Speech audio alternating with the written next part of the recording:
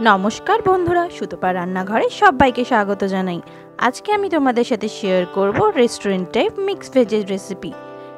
এই মিক্সড ভেজটা কিন্তু আমরা প্রায়শই অনেকেই রেস্টুরেন্টে গিয়ে অর্ডার দিয়ে থাকি।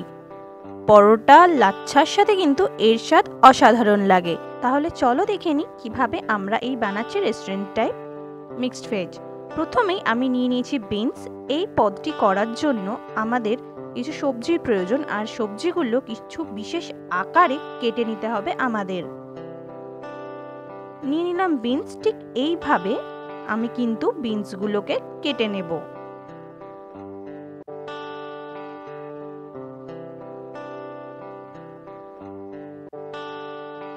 আমাদের বিনসগুলো কাটা হয়ে গেছে। নিয়ে নিলাম আলু। আলুটাকেও আমি ঠিক এইভাবে ছোট ছোট টুকরো করে কেটে নিয়েছি।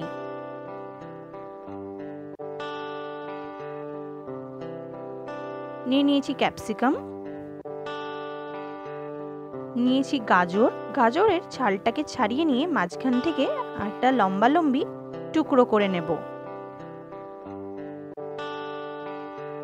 ঠিক এইভাবে গাজরটাকেও কিন্তু আমরা কেটে নেব।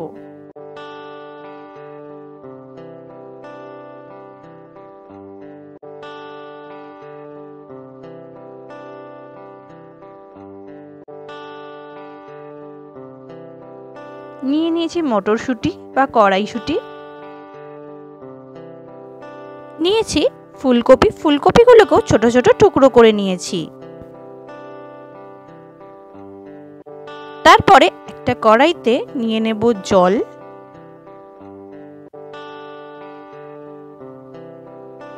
জল গরম হয়ে গেলে সব সবজিগুলো দিয়ে দেব, কিন্তু ফুলকপিটা আমরা আলাদা সেদ্ধ করে নেব। দিয়ে দিলাম সব সবজিগুলো, দিয়ে দিলাম নুন, ঢাকা দিয়ে সেদ্ধ করে নেব। আমরা এখানে 90 থেকে 80% অবধি সেদ্ধ করে নিয়েছি। তারপরে সেই জলেই দিয়ে দেব ফুলকপিটা, দিয়ে দিলাম হলুদ গুঁড়ো। ফুলকপিটাকেও আমরা সেদ্ধ করে নেব 80 থেকে 90% মতো। দিয়ে দিলাম সাদা তেল, বাটার। ভালো করে বাটারের সাথে তেলটা গলে গেলে দিয়ে দেব গোটা জিরে ফোড়ন। খুব ভালো করে মিশিয়ে নেব। দিয়ে দেব কুচানো রসুন, কুচানো পেঁয়াজ। খুব ভালো করে আমরা মিশিয়ে নেব।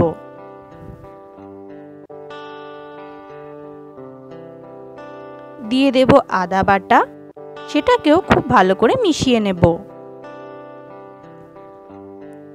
জিরে গুঁড়ো, কাশ্মীরি রেড চিলি পাউডার দিয়ে মিশিয়ে নেব মশলার সাথে। মশলা থেকে তেল ছেড়ে গেলে দিয়ে দেব স্বাদ অনুযায়ী নুন।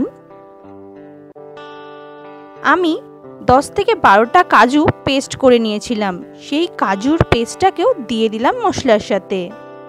দিয়ে দিলাম সব সবজিগুলো যেগুলোকে আমরা সেদ্ধ করে রেখেছিলাম। দিয়ে দিলাম ক্যাপসিকাম, কড়াইশুঁটি। এরপরে সমস্ত সবজিগুলোকে মশলার সাথে আমরা মিশিয়ে নেব। দিয়ে দিলাম কাসুরি মেথি, আর দুটো টমেটোকে আমি পেস্ট করে নিয়েছিলাম, সেটাকেও আমরা দিয়ে দেব মশলা বা সবজির সাথে। এরপরে ঢাকা দিয়ে হতে দেব 10 থেকে 15 মিনিটের মতো। 10 থেকে 15 মিনিট হয়ে গেছে। আমাদের মিক্সড ভেজ রেস্টুরেন্ট স্টাইল একদম রেডি। আশা করি সমস্ত ভিডিওগুলোর মতনও এই ভিডিওটা আপনাদের খুবই ভালো লেগেছে।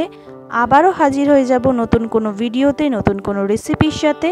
ততক্ষণের জন্য ভালো থাকবেন, সুস্থ থাকবেন, আর অবশ্যই সুতপা রান্নাঘরের পাশে থাকবেন। সুতপা রান্নাঘরে এই রেসিপিটি যদি আপনাদের ভালো লাগে তাহলে অবশ্যই ফেসবুক থেকে যদি দেখে থাকেন পেজটাকে একটা লাইক করবেন, ফলো করবেন, আর ইউটিউব থেকে দেখে থাকলে চ্যানেলটাকে সাবস্ক্রাইব করবেন, কমেন্ট করবেন, আর অবশ্যই পাশে থাকবেন আর বন্ধুদের সাথে শেয়ার করবেন যদি রেসিপিটা ভালো লাগে।